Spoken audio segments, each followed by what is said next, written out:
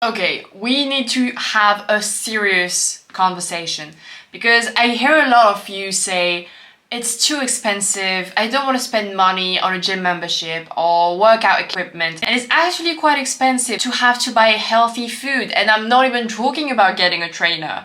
So I wanted to talk today about the hidden costs of not being in shape, of gaining weight, of poor health. So it's not going to be a fun conversation, but I'm pretty sure that this is something that everyone needs to hear, and we all are going to have different reasons and different aspects of this hidden cost that will resonate with us and actually will be, the kick in the butt that you need to actually get moving and, towards a healthy version of you. So I'm hoping that this video will be the kick in the butt that some of you guys need to actually take control of who you want to become and control over your health and who you are now and your current habits. Hopefully get to turn things around and actually become the best version of you and lose the weight and be healthy and gain the energy back and so on.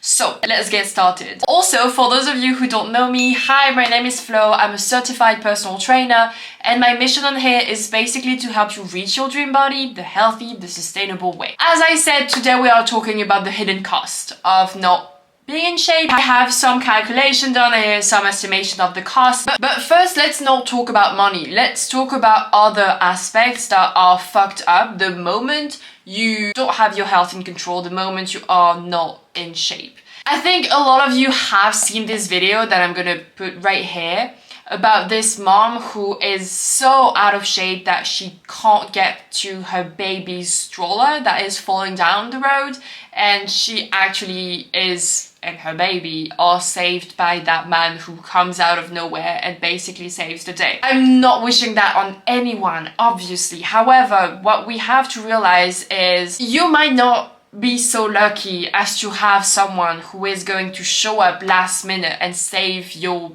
kids, save the day. As a parent, as a sibling, aunt, friend, it is your duty to be in a good enough shape, good enough health, to be able to step up and take care of the people you love. Let that sink in. Whether it's your children, whether it's your nephews and nieces, or whether it's your parents or siblings, people who are older than you, and your grandparents who you have to take care of. You have to be strong enough, you have to be fast enough, agile enough, flexible enough, you have to be in a good enough health that you're not a burden on them as well. And I know I'm saying harsh words, but some of you just need that kick, and I'm really here as a coach to give you that kick, okay? That's my literal job. Just imagine if that happened to you and you couldn't actually go after your baby and you would literally see your stroller fly around and as it hits a car.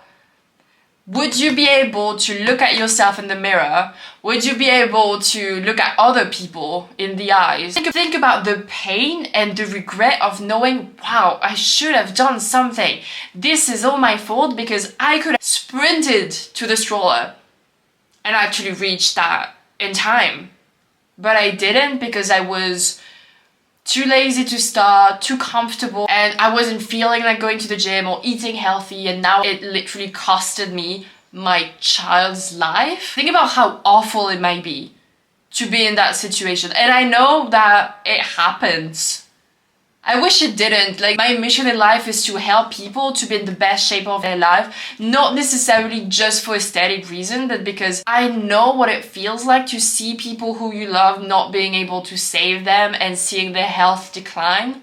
And not only do I want to be an inspiration, I want to help people so they can actually show up and save the day when those days are going to happen. And I have been talking to a lot of you on my free consultation calls, and a lot of you actually tell me that not only do you want to become an inspiration for your children or your family, your mom, your siblings, your dad, your grandparents, you actually want to become that inspiration for them, which I've been to, and it's amazing to see how big of an influence you have, especially on children. My brother is 12 years younger than me, so if I reach for an apple, he's gonna copy me. If I reach for a piece of cake, he's gonna do the same. If you can't do it for you, ask yourself, okay, they are seeing and copying my every move. What would I like them to do? And then do it for them. And this is for my people pleaser out there. If you can't change and do the work for yourself, change and do the work for your children, for your mom, for your grandparents, for your husband who sees you do the things and actually does that too because you became that source of inspiration. I mean, I've done that. My mom saw me working out, so she started to do it. She's lost the weight. She saw me eating healthy, so she started copying my meals. It's just gratifying, and you also feel like, oh my god, not only am I doing something good for me, I'm also encouraging other people to do good things for them. It's just one of the best feeling in the world. Like, yeah, nice, I've got abs, but when you see your brother, your mother get into that best shape of their life too and gain the confidence back and the energy back and then self-esteem back, it's just absolutely priceless. So back to the people who tell me on those calls that they see their grandparents aging poorly, or their older siblings, or just their parents aging poorly.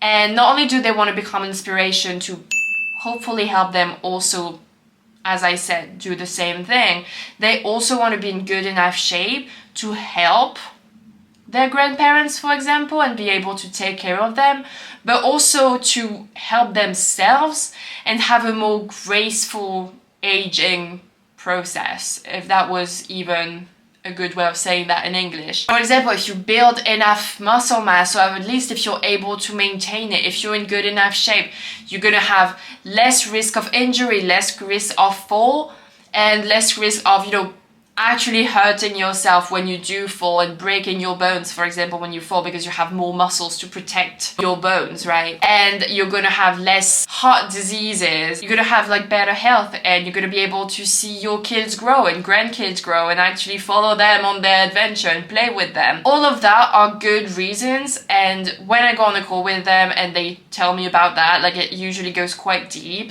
into how they just want to set an example and also make sure it doesn't happen to them, whatever they've witnessed in terms of, for example, aging and not being able to move and, you know, being obese, for example, having the heart disease attached to that, and losing your flexibility, barely being able to stand up and walk. And they just say, this is not going to be me. I just cannot let my children see me do that, see me like that. Obviously, one of the first reasons everyone wants to be in shape is for aesthetic reasons, because when you're not, you have low self-esteem, low self-confidence, you don't feel good about yourself, maybe you stop hanging out with your friends and your family, you are not on pictures and just pretend that it's fine for you to take them.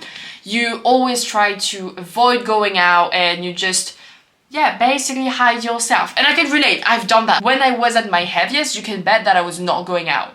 Like, I was not in the dating pool because I kept feeling like, who would want me? I wouldn't want me.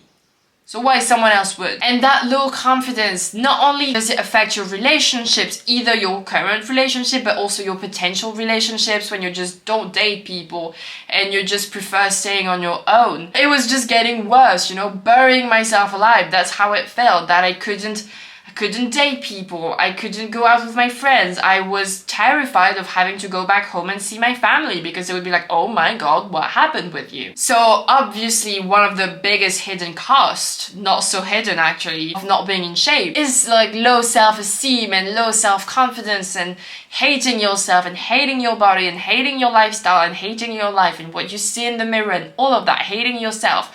I'm saying again harsh word, but I have lived that. I've been that version of me who hates having to look at herself in the mirror. And this also translates to not only relationships, but career as well. The amount of people who tell me, well, I just have that mental charge of, I keep thinking I need to lose the weight, or I need to hide this part of my body and so on, readjusting or being self-conscious. And once this goes away, once you transform your body and, you know, get your health back, you also get so much mental space back that you are actually able to finally advance in your career, for example. You get better grades and you get your confidence to speak up. One of my clients actually decided, you know what, I used to be such a people pleaser, and now I've decided that I was gonna stand up for myself because I feel so much better about myself and I deserve better, and you know, changing careers and actually advancing that way. It all comes from actually changing how you treat yourself, and how you treat yourself is going to be reflected with your body. So all of these are all the hidden cost,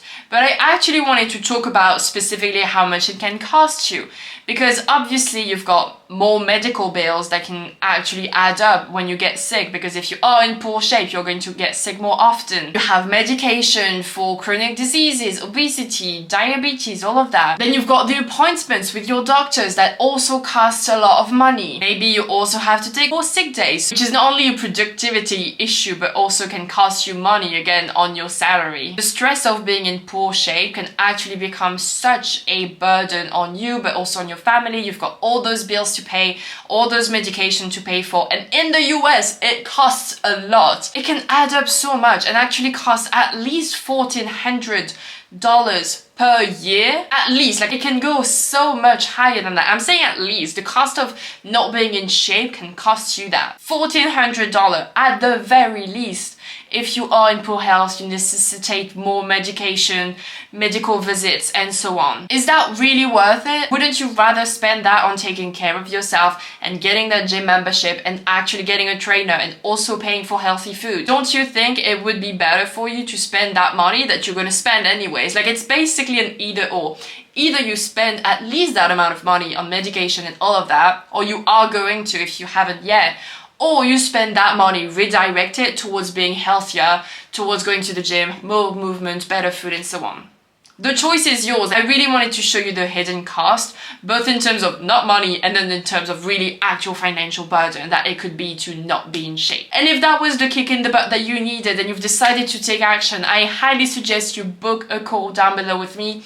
I have lost 20 pounds within 90 days. I help people do the same. And on this call, I'll see how I can help you. I've done it myself, and I know exactly what you are going through right now, and I'm doing it with other clients, and they are so successful and actually changing their life. It's wonderful to see that. So highly suggest you book that call below. It's completely free, just seeing if and how I can help. That was pretty much the end of this video. Thank you so much for watching. I know it wasn't as fun, but we had to go through this hard conversation at least once.